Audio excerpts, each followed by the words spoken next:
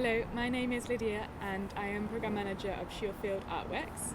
Today I'm going to be showing you how to make blackcurrant jam, which is one of my favourite jams.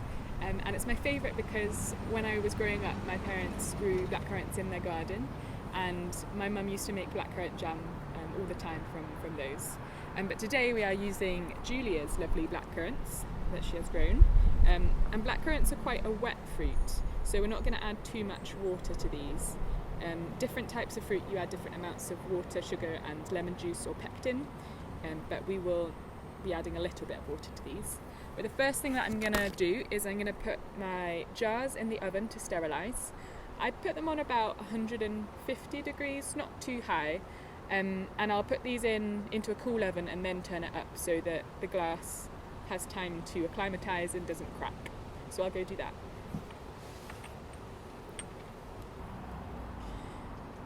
Now we have a thermometer that we're going to be using to measure the temperature of the jam. If you don't have one of these, you can use a saucer and put it in the freezer, and every time that you test the jam, you bring the saucer out, put a little bit on, leave it for a couple of maybe 20 seconds, and then push it with your finger and the jam will wrinkle if it's ready, and if it doesn't wrinkle, it's not ready. But these are really good for telling the temperature of your jam. And we'll start by tipping our blackcurrants into our pan.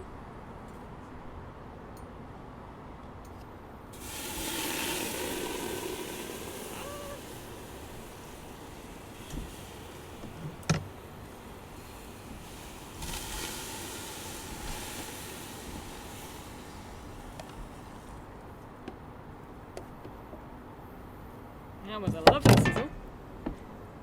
I think I've got about 1 kilogram of blackcurrants here, and I'm just gonna put this up fairly high, and then we've also got about 180 millilitres of water which I'm gonna put in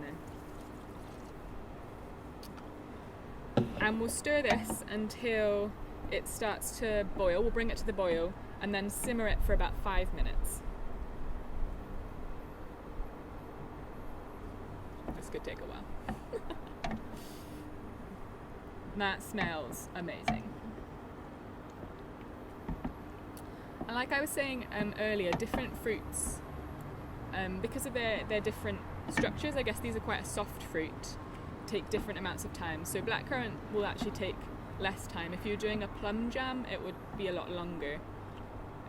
But I would recommend just researching how long different fruits take to cook or to boil.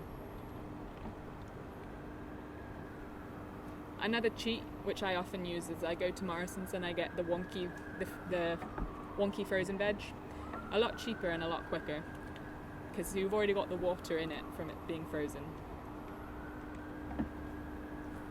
But that's if you don't have your own fruit.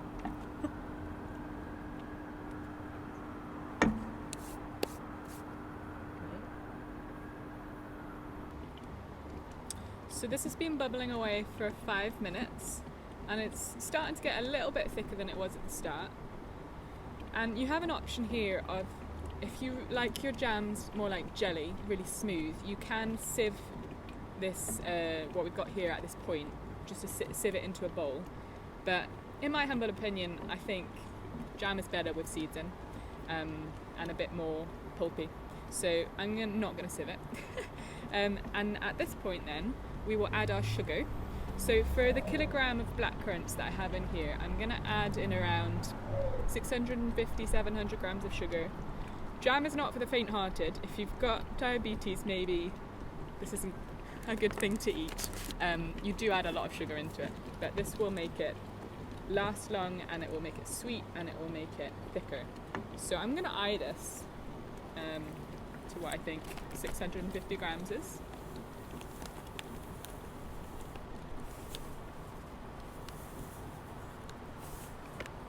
Right, and we'll just stir that through to let it all dissolve.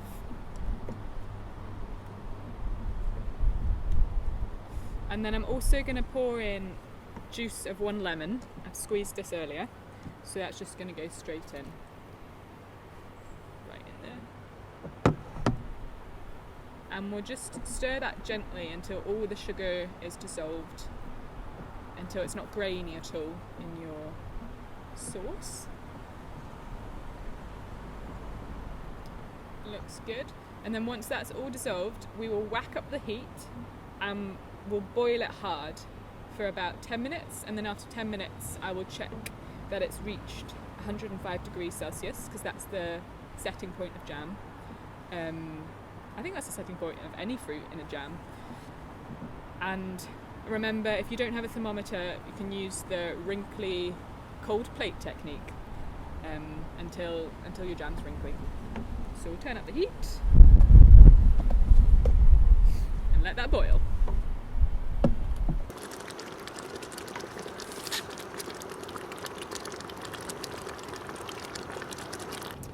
So I'm going to take this off the heat just while we test the temperature, because it's bubbling quite a lot and don't want to burn yourself. So we want to get to 105 degrees Celsius. Just stick this right in.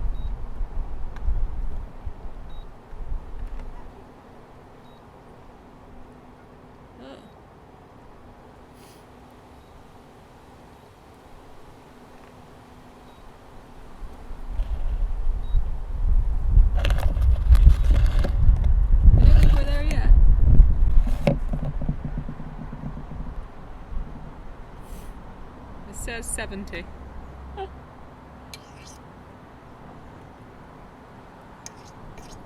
think we'll have to go some more.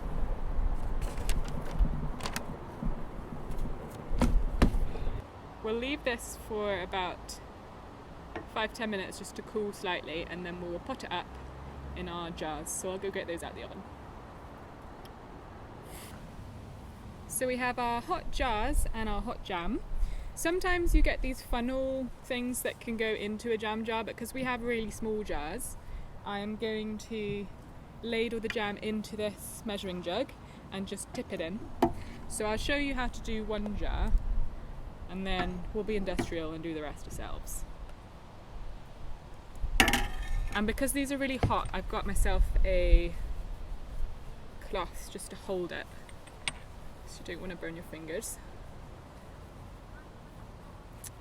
So we'll pour a little bit in, like so, and then we have our lids that will go straight on, and put them on really nice and tight, and then in a few minutes you should hear a clicking noise, and that will tell you that there's a vacuum inside, and that's what keeps your jam safe, and you can store that in the cupboard for months on end.